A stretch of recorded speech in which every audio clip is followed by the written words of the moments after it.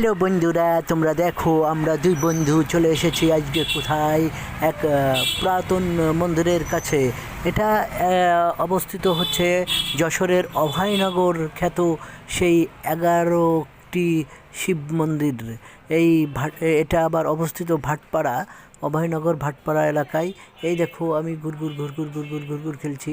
মন্দির দেখতে আমাদের ভালো লাগে, পুরনো মন্দির। দুই বন্ধু চলে এসেছি শুক্রবারে। এটা আমি গল্পে শুনেছি। এখানকার জমিদার ছিল নীলরতন, তার ছিল একটি মেয়ে, সেই মেয়ের নাম অভয়া। এই অভয়া নামকরণ থেকে এইখানকার নাম হয় অভয়নগর।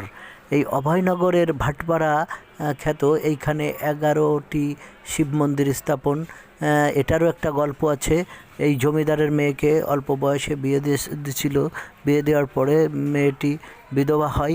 এই মেয়েটির পূজা অর্চনা করানোর জন্য তাকে এই 11টি শিব মন্দির স্থাপন করে দেয়।